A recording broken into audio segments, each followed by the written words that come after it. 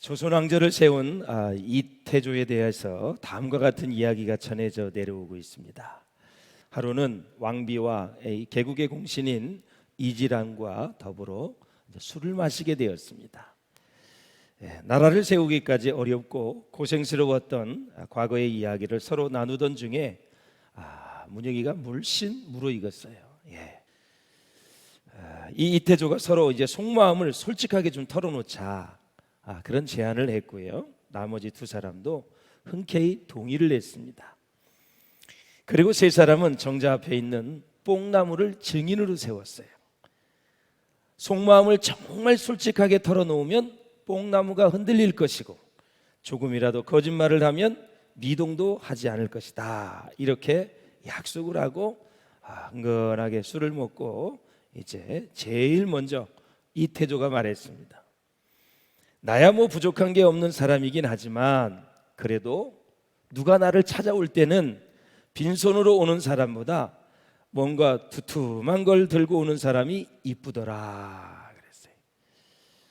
말이 끝나기가 무섭게 뽕나무가 마구 흔들렸습니다. 그게 사실이었던 것입니다.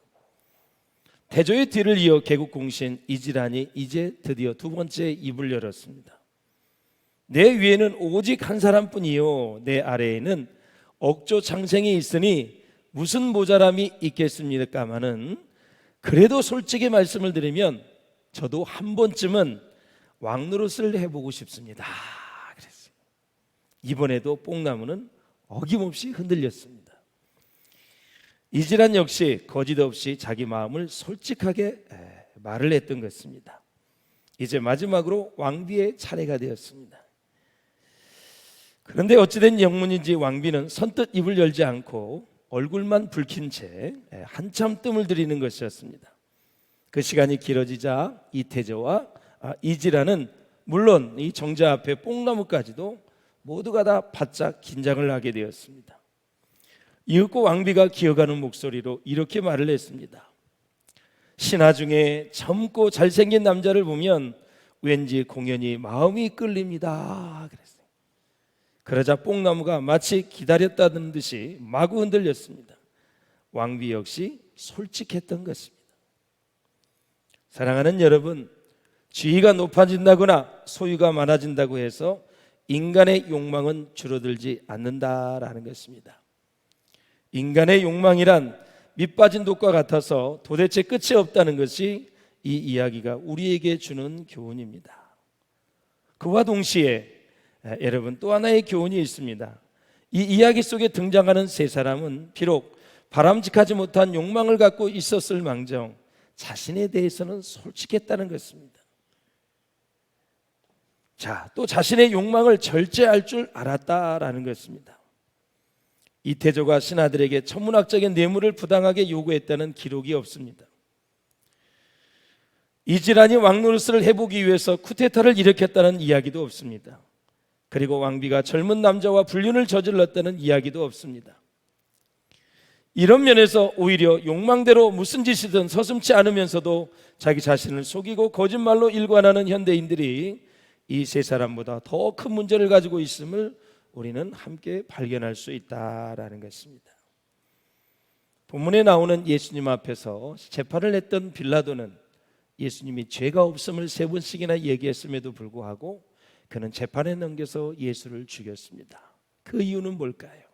자기의 욕망과 자기의 자리와 세상의 출세를 위해서 그는 양심을 속이고 죄가 없음에도 불구하고 예수님을 십자가에 못 박히도록 또 죽도록 넘겨준 그 죄를 천추만대에 씻을 수 없게 되었죠. 오늘 본문은 조금 전에도 말씀을 드렸듯이 빌라도가 예수님을 십자가에 못 박으라고 내어진 그런 사실을 자세하게 기록하고 있습니다. 성경을 자세히 살펴보면 빌라도가 예수님을 반드시 십자가에 못 박아야 한 사람으로 보지 않았어요. 또 빌라도는 그렇게 할 마음도 없었습니다.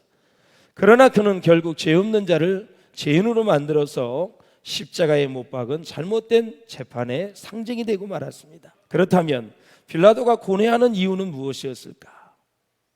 예수님에게서 아무 혐의도 없고 죄가 없다는 것을 알았기 때문에 양심에 찔리는 거죠.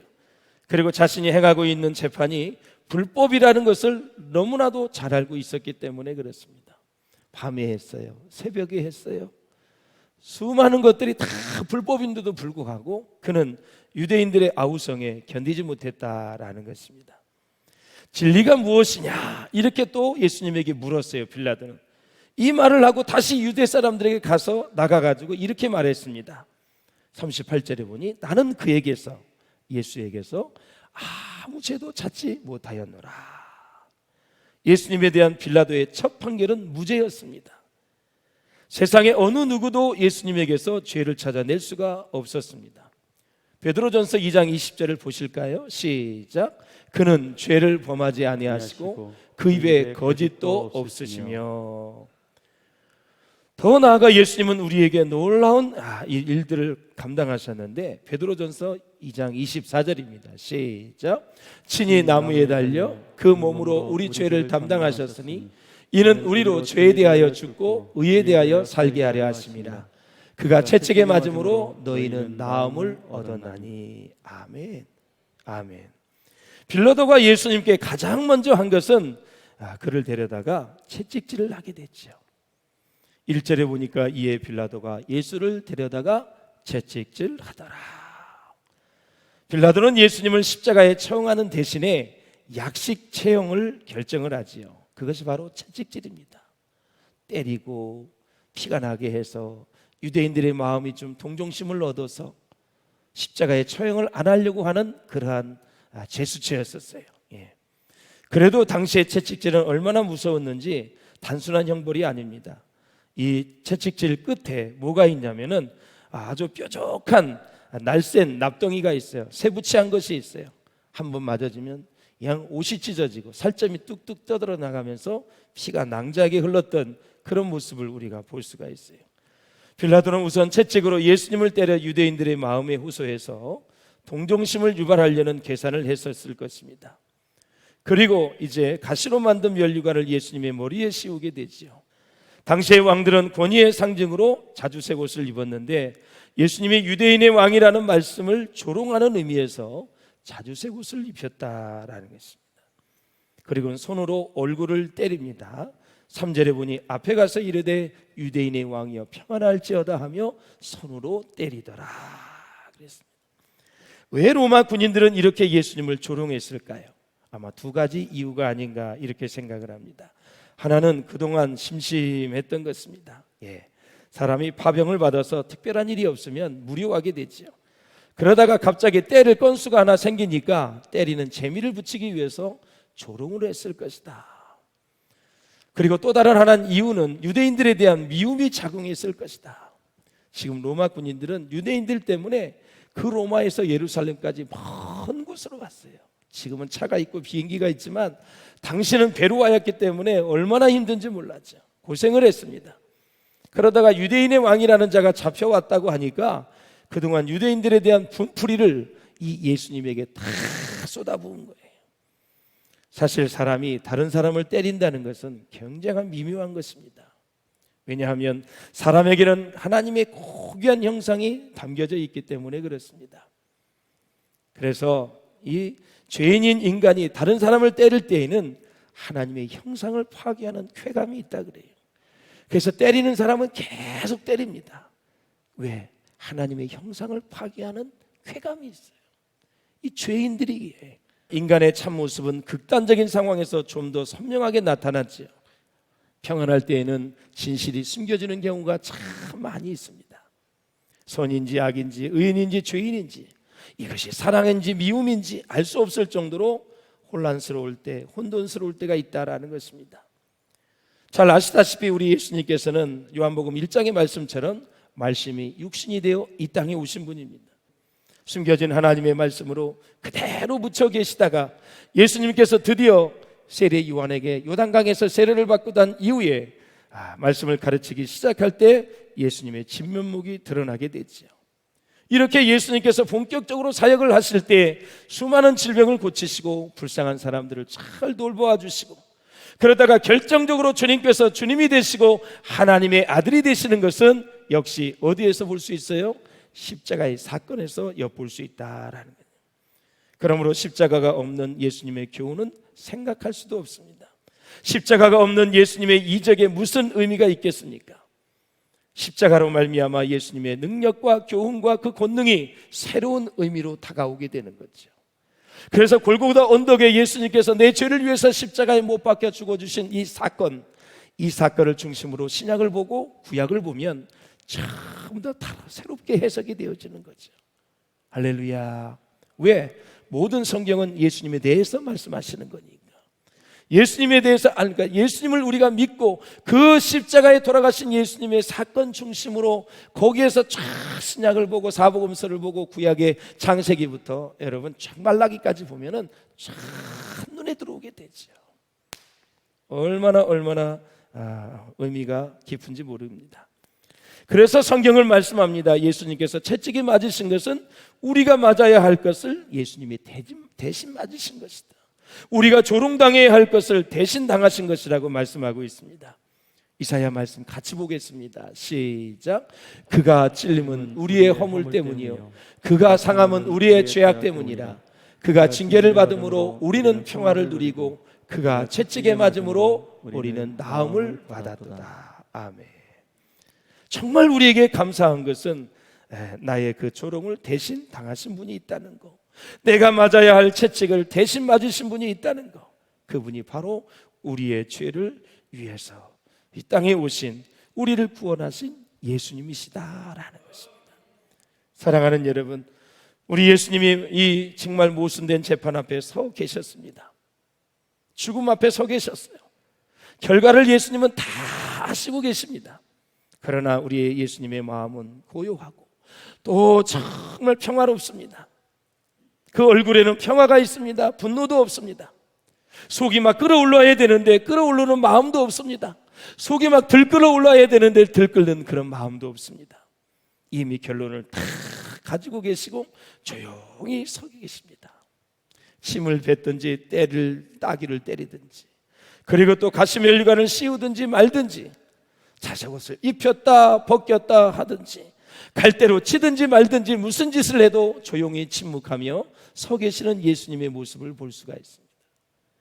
예수님께서는 이 십자가 죽음 뒤에 있는 영원한 생명뿐만 아니라 영생의 부활, 영광의 부활의 아침을 바라보고 계시면서 있는 것입니다. 그래, 이걸 줘야, 이렇게 죽어야 인류가 구원을 받고 죄사함을 받지. 그래, 이틀이면 난 다시 부활할 건데. 같이 참으시는 거죠. 침묵하시는 것입니다. 조금도 어두운 그림자가 없습니다. 구차한 변명도 하지 않습니다. 살아보려고 요리조리 몸부림치지도 않습니다. 한마디의 변명도 없이 죽음 앞에 담담하게 서 있는 예수님. 십자가의 죽음 앞에 서신 예수님의 모습은 정말 여러분 위대한 힘이 느껴지지 않습니까? 여러분, 아무 말이 없지만 어느 누구도 근접할 수 없는 예수님의 권세를 우리가 느낄 수 있다라는 거예요. 오늘 재판을 하는 빌라도는 예수님에 대해서 많은 것을 들어 알고 있습니다. 예수님이 얼마나 많은 능력을 행하시는지를 다 듣고 알고 있어요. 얼마나 많은 사람들이 병 고침 받았는지도 알고 있어요. 여러분, 왜 빌라도가 모르겠습니까? 그런 예수가 어찌하여 이 결정적인 시간에 능력을 나타내지 않느냐라는 것입니다. 빌라도는 예수가 어디로부터 왔는지를 몰랐어요. 네가 어디로부터냐 묻습니다. 예수님은 대답하지 않습니다. 하늘로부터 왔어요. 이 결정적인 시간에 아무 일 없이 조용하니까 이상한 거예요. 침을 뱉는 사람, 예수님을 때리는 사람 다 벼락을 맞아 죽어야 되는데 아무 일도 일어나지 않는 거예요. 초능력의 사람인데 이 시간만큼은 왜 무능하냐라는 것입니다. 왜 그렇게 초라하게 피를 흘리며 이대로 서 있느냐 하는 것입니다.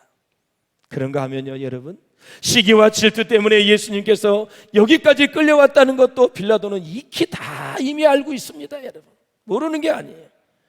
수많은 사람들이 예수님을 따르고 있다는 것도 알고, 예수님을 죽였을 때 얼마나 후폭풍이 있을 것이라는 것도 다 알고 있었던 사람이 바로 빌라도였다라는 거예요.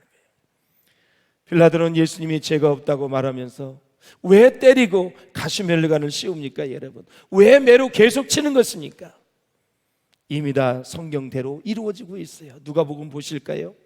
예루살렘을 향하여 올라가기로 굳게 결심하시고, 이 예수님의 결심입니다.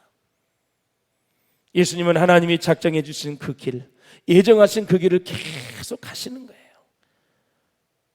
마태복음 20장 28절에 예수님이 이 땅에 오신 목적이 있잖아요. 시작. 인자가 온 것은 섬김을 받으려 함이 아니라 도리어 섬기려 하고 자기 목숨을 많은 사람의 대성물로 주려 함이니라. 아멘. 예수님이 죽기 위해서 이 땅에 오신 거예요. 죽기 위해서 오신 거예요. 예수님께서는 하나님께 모든 생명을 다 위탁해 버리셨습니다. 빌라도가 예수님께 죄가 없다고 3번씩이나 선언을 했지만 유대인들은 여전히 예수님을 십자가에 못 박아야 한다고 소리를 지릅니다. 참 미친 짓이죠. 그 이유가 무엇일까요, 여러분? 인간의 본질적인 죄 때문에 그렇습니다. 인간은 내면 세계에 하나님을 거부하고 예수님을 믿지 않으려는 죄의 본성을 갖고 있습니다. 그래서 지금 내가 예수님을 믿고 있다는 것은 뭐예요? 기적 중에 기적인 거예요. 사실 우리가 예수님을 믿은 게 아니에요, 여러분. 성령님께서 우리에게 예수님을 믿게 하신 거예요. 하나님이 믿음을 주신 거예요, 여러분. 그래서 예수님을 믿는 게 지금 기적이에요. 기적을 경험했다면 기적을 경험한 사람답게 살아셔야죠. 유대 군중들은 복음을 깨닫지 못했기 때문에 율법에 얽매여 자기들이 하는 일이 옳은 줄을 알았어요, 여러분. 충동적인 대중심리 때문에 그래요. 대중은 옳고 그름보다는 군중심리에 따라 흥분하게 됩니다. 빌라도는 이 예수님의 말씀에 무시를 당하자 화가 나서 권력에 대해서 얘기합니다. 빌라도가 이르되 내게 말하지 아니하느냐? 내가 너를 놓을 고난도 있고 십자가에 못 박을 고난도 있는 줄 알지 못하느냐? 예수님께서 말씀을 하셨어요. 그래서 뭐라 그랬냐면, 야 빌라도가 네가 어디로부터 하냐? 예수께서 대답해 주지 않았잖아요. 너가 가지고 있는 권력 다 위로부터 주신 거야. 하늘로부터 주신 거야. 빌라도는 권력이 어디로부터 오는지를 몰랐어요. 그 바로 앞에 있는 예수님이 그에게 권력을 준 건데, 그 권력을 가지고 내가 너를 놓을 권세도 있고 뭐 풀어줄 권세도 있고 적반하장이지요. 진리를 모르면 이렇게 무지한 겁니다. 분별력이 없으면 이렇게 멍청한 짓을 하는 것입니다. 비참한 인생의 길을 가는 것입니다. 여러분들에게 깨닫는 은혜가 있기를 주의 이름으로 축원합니다. 영적인 분별력이 있으시기를 주의 이름으로 축원합니다. 그래서 예수님이 위에서 주지 않으셨더라면 네가 나를 해칠 아무런 고난도 없었을 것이다, 이렇게 말하는 거예요. 모든 권세는 하나님한테서 나온다는 뜻인데 빌라도는 세상 권세에 대해서 말하고 있고 예수님은 하나님 나라의 권세에 대해서 말씀하고 있는 것이죠. 서로 관점이 다른 것입니다. 세상은 똑같은데 하나님을 믿는 사람과 믿지 않는 사람이 보는 관점이 서로 다릅니다. 사랑하는 여러분, 예수 믿는 우리 크리스찬들이 믿지 않는 사람의 관점으로 살려고 하니까 고민이 많아요. 갈등이 많아요. 너무너무 힘든 거예요. 양다리 걸치면 안 되는 거예요, 여러분.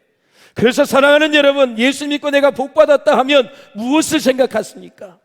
믿지 않는 사람, 혹시 믿는 사람이다 할지라도 출세하고 돈 많이 벌고 장수하고 건강하고 유명해지고 자식 잘 되는 거, 명예와 권력을 가지면 다 복을 받았다고 얘기를 해요. 이러한 복의 개념을 크리스찬도 버리지를 못합니다. 계속 이러한 복을 달라고 기도하면서 응답이 없으면 갈등하고 시험에 빠지고 하나님은 무능력하다고 얘기를 하는 것입니다. 여러분, 제발 이런 걸 가지고 기도하다가 응답이 없다고 시험에 들지 않기를 바랍니다.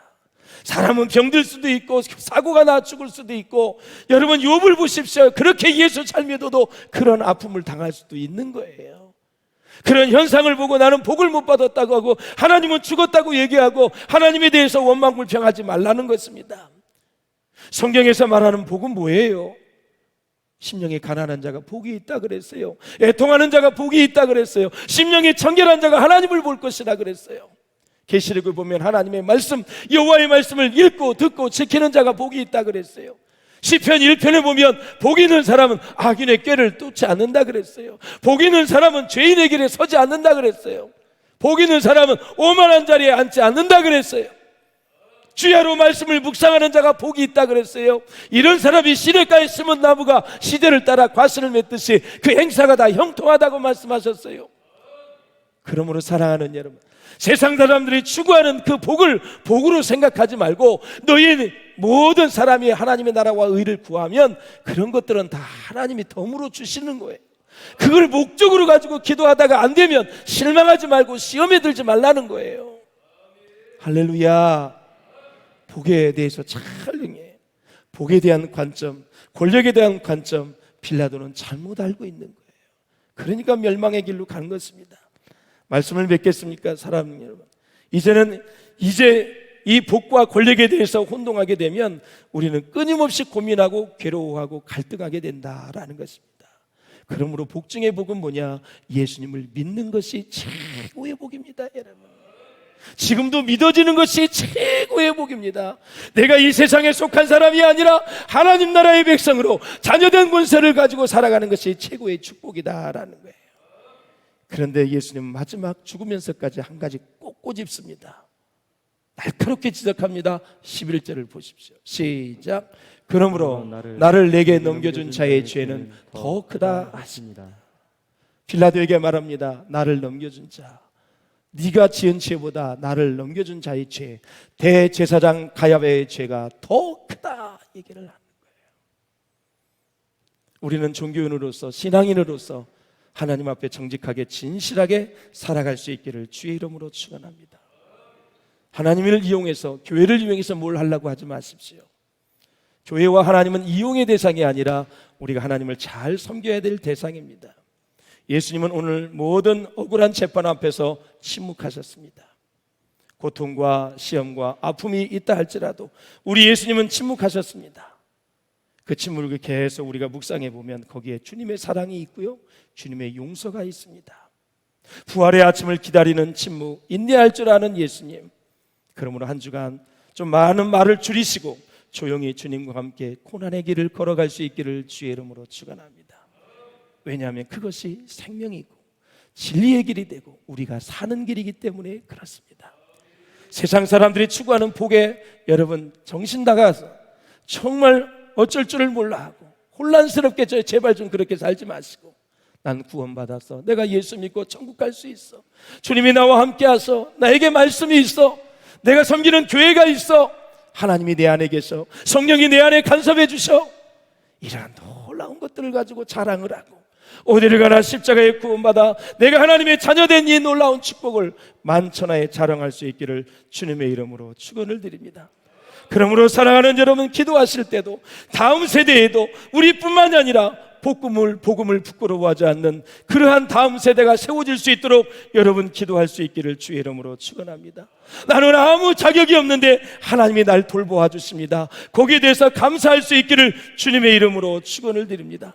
여호와를 경외하는 자들이 이 땅에서 일어날 수 있도록, 하나님이 복음이 편만하게 증거되어 줄 수 있도록 정말 세상에 나가 예수 그리스도가 나의 하나님이라고 말할 수 있고 부끄러워하지 않는 그 구원이 예수를 통해서 온다고 말할 수 있는, 선포할 수 있는 사람들이 다시 일어날 수 있도록 여러분 기도할 수 있기를 주의 이름으로 축원합니다. 말씀을 뵙겠습니다. 사랑하는 여러분, 정말 우리가 이 땅에 살면서 예수 그리스도를 믿는 것은 놀라운 축복입니다.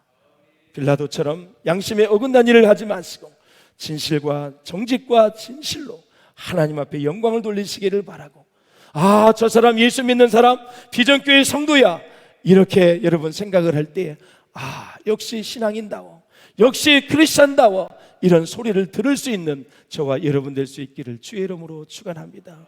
그것이 바로 예수님의 빛과 소금이 되는 것입니다. 빌라도처럼 여러분 비운의 삶을 살지 마시고 내게 깨달아진 말씀을 마음에 붙잡고 정말 주님을 향한 결단이 오늘 이 시간 있으시기를 주의 이름으로 축원합니다.